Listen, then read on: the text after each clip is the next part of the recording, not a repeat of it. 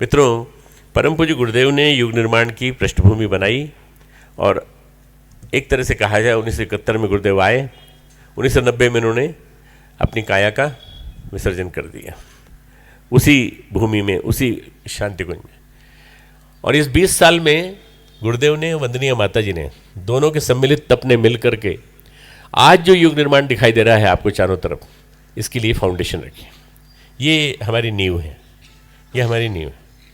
हम लोगों को अब इस युग निर्माण की जिम्मेदारी उठानी पड़ेगी। मकान बन गया, चौकीदार भी चाहिए। चौकीदार चाक के अलावा हमें हर व्यक्ति की ज़रूरत है। और ये हर व्यक्ति कहाँ से मिलेगा मित्रों? ये आपके बीच में से आएंगे। आप लोगों को मिलकर के ही पूरे के पूरे मिशन की जिम्मेदारी उठानी है। और इस मिशन की जिम्मेदारी उठाने के लिए शुरुआत अपने आप से करनी है। Charity begins at home. अपने आप से शुरुआत होती है हमेशा।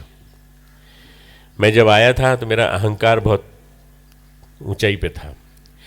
मुझे अहंकार था अपनी एमडी की डिग्री का, मुझे अहंकार था अपने जज पिता के बेटे होने का।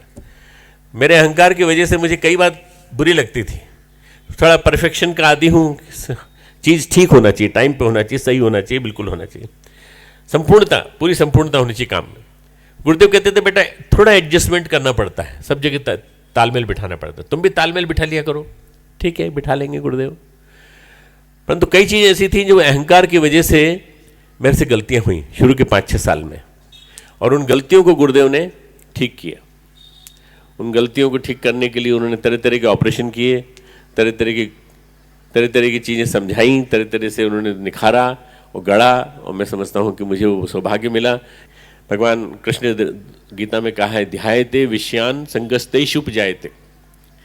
क्रोध से आदमी को मूढ़ता का भाव पैदा हो जाता है। सम्मोहाद स्मृति विभ्रमः।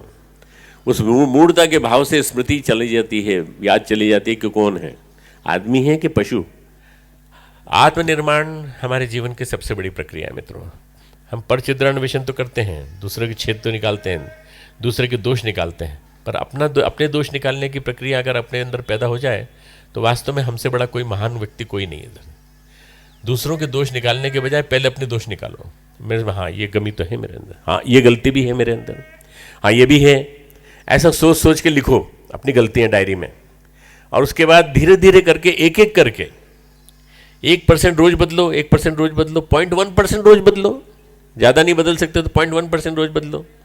शुरुआत अपने आप से करनी पड़ेगी आपको। अपनी कमियों को देखिए, आप भी देखिए, बहनें भी देखें, दोनों देखें, और देख करके अपनी कमियों को चेकआउट करना चालू करें, चार्ट बनाना चालू करें। कहाँ से हमने अपने आप को ठीक किया? क्या हमारे अंदर कोई व्यसन तो नहीं है? क्रोध से बड़ा कोई व्यसन नहीं हो सकता मित्र। अहंकार से बड़ा कोई व्यसन नहीं है। एक्चुअली क्या है, हम लोग व्यसन उसी को मानते हैं जो बीड़ी, सिगरेट, तंबाकू, पान गुटखा, मसाला, ये इसी को हम मानते हैं।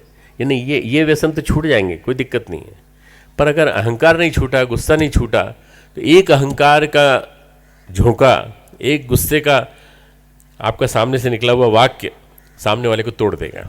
तो सबसे पहले अपने को गढ़ने की प्रक्रिया है।